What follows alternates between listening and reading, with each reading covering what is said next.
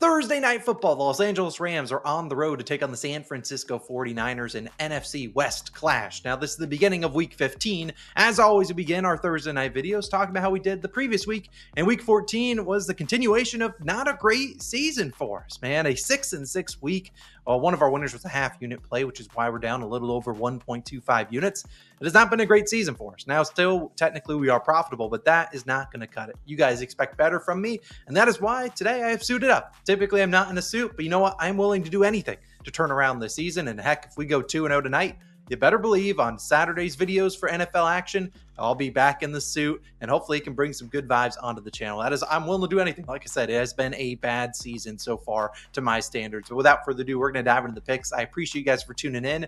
If we do not have a winning week this week, that means Thursday, Sunday, and Monday Night Football combined, we do not profit. I will give away $100. I won't know. I'll talk about how I do that next week. Hopefully, I don't have to figure out how to do that. But as always, make sure you don't miss out on that. Subscribe, hit that like button. You guys comment down below what you guys are betting on. I have nothing else to promote. Strictly business today. Let's go 2-0. My favorite prop of the day for Thursday Night Football is Deebo Samuel. Over 48.5 receiving yards, minus 110 on Bet365. Now, I considered splitting this up, putting a half unit on his receiving yards, a half unit on the receptions, which is 4.5. Good plus money, plus 150.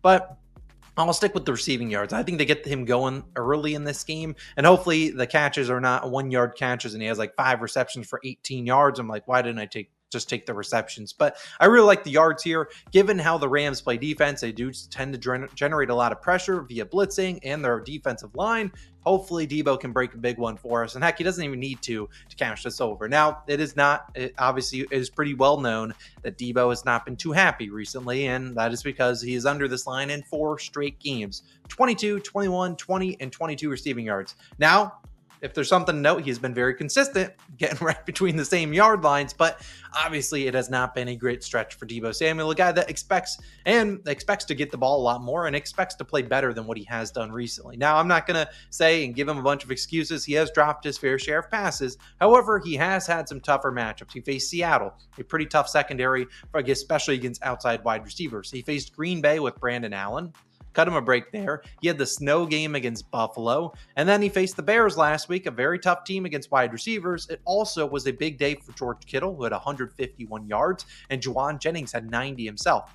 This feels like the perfect spot for Deebo Samuel to get going against the Rams defense, which has not been great this season. The Rams ranked 26th versus wide receivers. They've really struggled, and Deebo has absolutely destroyed them his last 5 games against them. 133, 97, 95, 115, and 63 receiving yards. So absolutely cooking them. Now, technically, I omitted one game from that. It was week 18 last year. I think he ran 5 routes. He did not play a lot in that final game of the season, so I'm not really going to count that. But last week we saw against the Bills, what did Khalil Shakir do to him? He destroyed them, especially in yards after the catch. What is Deebo Samuel great at doing?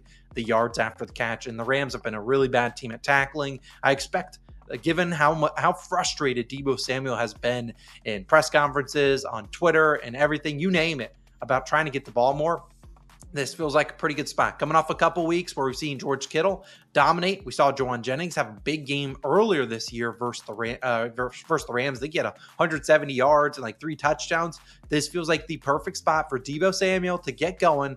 We don't even need a big game here, honestly. Over 48.5 receiving yards. If you got the 53, I'd honestly say that still wasn't a great game for him, but we know the big playability. I think he gets going here, whether that's with some screen plays, or that's just him beating guys on man coverage. I think this is a big Deebo week. So give me his over in receiving yards. Like I said, you could take the receptions at 4.5, which is plus 130, plus 150, somewhere around there. I really like Deebo Samuel on Thursday Night Football. I'm playing him for 1 unit.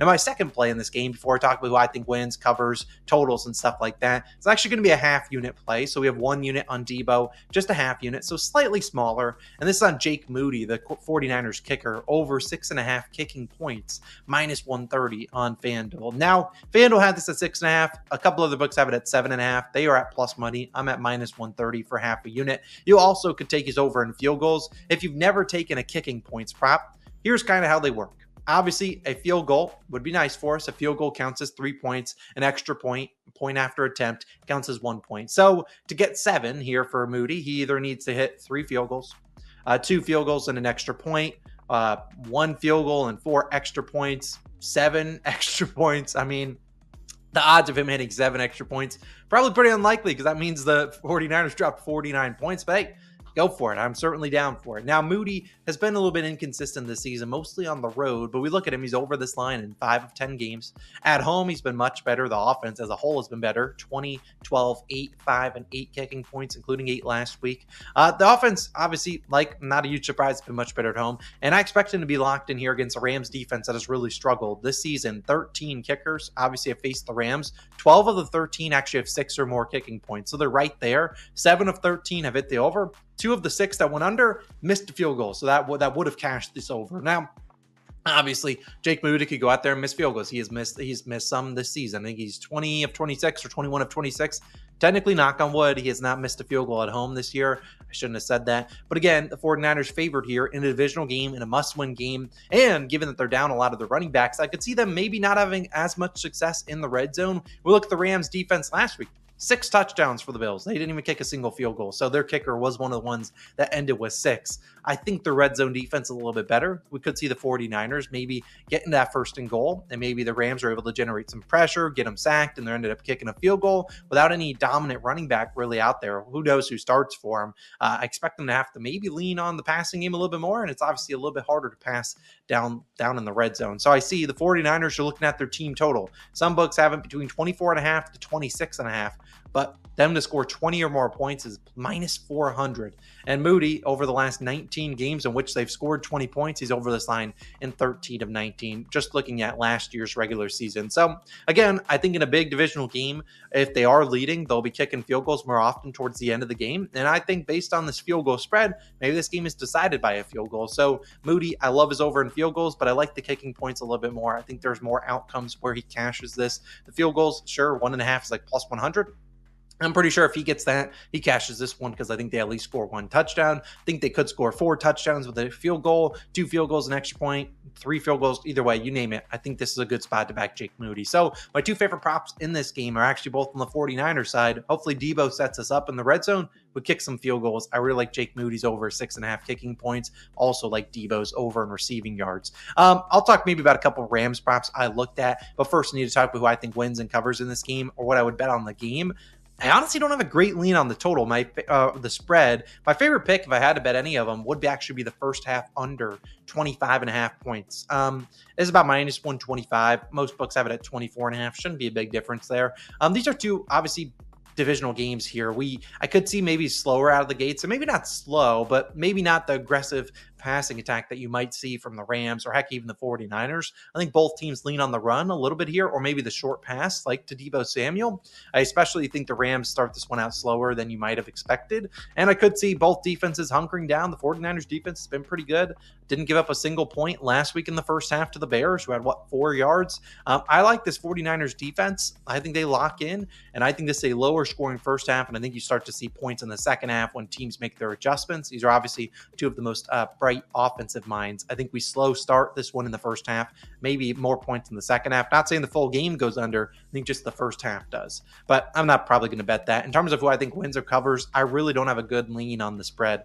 I think if I were to bet anything, it would be the 49ers to win. But I still think the Rams keep this one close. Maybe the 49ers to win by 1 to 13 points. It's like plus 120 on FanDuel. It's not a terrible bet. I just don't have a good lean on the total here or on the spread. If I gave you a spread lean, I would lean the 49ers, but it's like a 1.5 stars out of 10 or something like that. It's just not a great lean there. So again, my 2 official picks in this one, Deebo Samuel's over in receiving yards, Jake Moody's over in kicking points. If that is a 2-0 card, I am back in the suit on Saturday to post some more picks for Sunday's slate. As always, appreciate you guys for tuning in. Like and subscribe. I appreciate it. I know it hasn't been the greatest NFL season for us, but hopefully we can turn things around not really turn things around, but really get things kickstarted the next 3 weeks going into the playoffs. Probably this weekend, you'll see me have some bigger plays, like 2-unit plays or so. I'm really confident some variance is going to go our way. It normally happens in the NBA when we have a little bit of a cold streak. The variance starts to kick back in our way.